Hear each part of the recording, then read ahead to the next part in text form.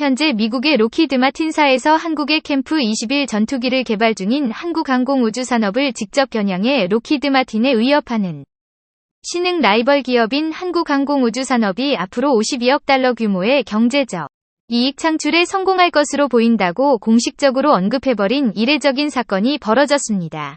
이게 대체 어떻게 된 일일까요?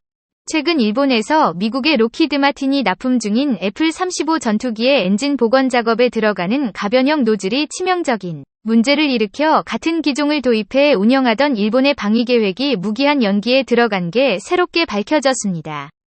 그런데 다른 F-35 전투기 도입국들도 동일한 엔진 문제가 생겨나기 시작했습니다.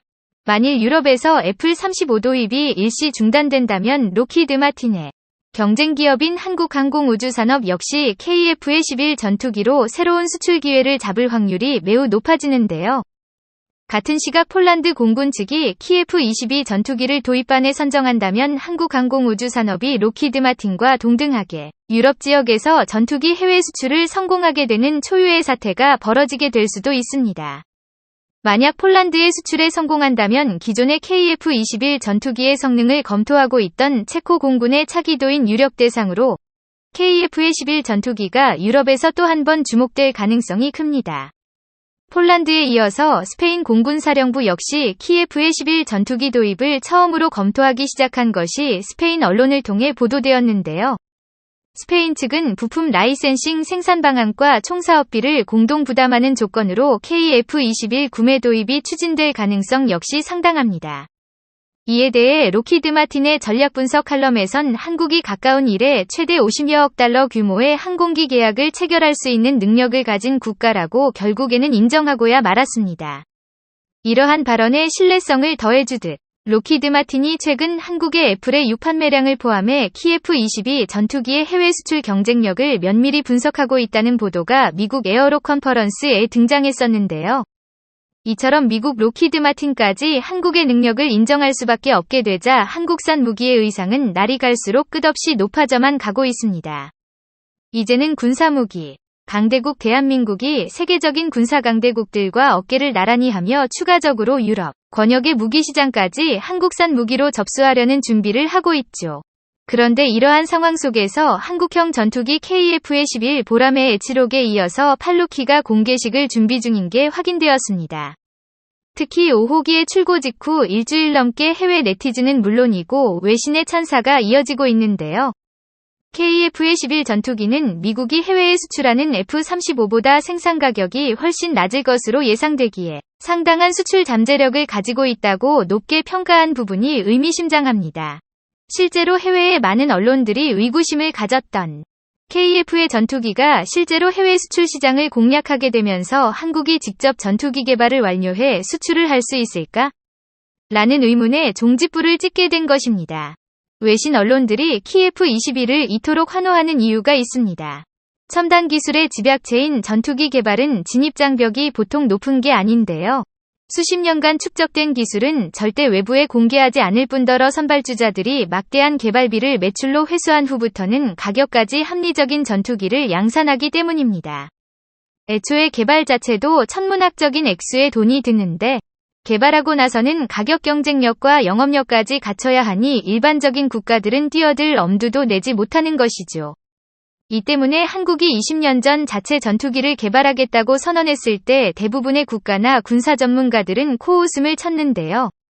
겨우 훈련기나 경공격기를 만들기 시작한 걸음마 수준의 기술력과 자본으로 뭘 할 게 있겠냐는 것이었죠. 성능이 검증된 전투기를 구입하는 게 합리적이라는 의견이 지배적이었는데요. 이처럼 부정적인 평가가 가득한 상황인데도 한국 공군은 전투기 개발 의지를 굽히지 않았고 마침내 성공했습니다. 또한 KF-21 개발 성공으로 인한 경제적 파급 효과도 엄청날 것으로 예상됩니다. 3마력의 세부 부품의 국산화율이 90% 이상이기 때문에 개발 과정에서만 이미 1만 2천 개의 일자리가 창출되었는데요. 본격 양산을 하게 되는 순간 10만 개의 일자리가 추가로 생기고 우주 9천억 원의 부가가치가 추가적으로 창출될 것으로 예상하고 있습니다. 이처럼 KF-21의 비상이 시작됐습니다. 내년부터 2016년까지 수천 번이 테스트 비행을 거쳐야 해외 수출에 돌입할 수 있죠. 이제는 우리 국민들이 힘찬 응원과 박수를 보내야 할 때입니다.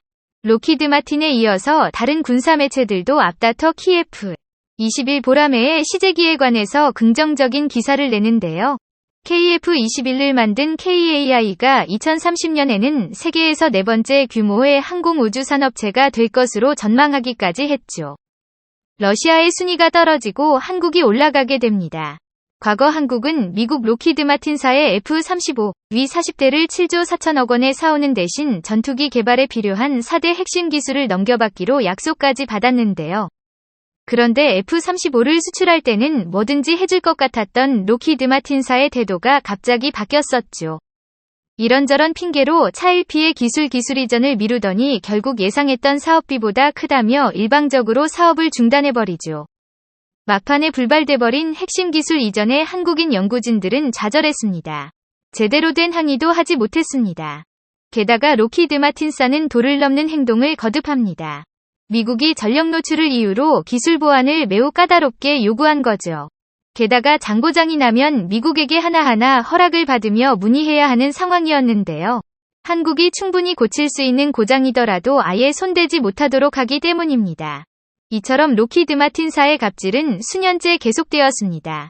수많은 문제를 해결하기 위해 과거부터 한국국방과학연구소는 자체 전투기를 개발하기로 결단을 내립니다. 개발까지는 물론 엄청난 비용이 들어가지만 향후 몇 년 후를 생각하면 마냥 손 놓고 있을 수만은 없었는데요. 실제로 한국이 개발한 TOC 훈련기를 공군이 사용하면서 과거에 겪었던 부당한 일들이 거의 사라지다시피 했습니다. 수리는 몇 개월 기다리며 아쉬운 소리를 해야 했던 과거와 달리 한국항공우주산업에 전화한다면 며칠이면 해결되기 때문이죠. 이런 상황을 몇십 년간 겪은 공군의 자체 전투기 개발 의지는 누구도 꺾을 수 없었습니다. KF-21 보라매가 양산되어 보급 가능한 시점이 되면 전투기 때문에 록히드 마틴사의 수모를 당하거나 미국에게 아쉬운 소리를 해야 할 필요가 전혀 없어질지도 모릅니다. 여기까지 성장한 대한민국의 항공기술력에 박수와 극찬을 보내면서 과거 한국이 전투기를 개발할 수 있겠어? 라는 생각으로 한국을 무시하고 깔봤던 록히드 마틴사가 요즘 바짝 긴장해 있는 진짜 이유기도 하군요. 오늘 영상 여기서 마치겠습니다. 시청자님들의 구독과 알림 설정 진심으로 감사드립니다. 이산 다음에 또 만나요. 안녕히 계세요.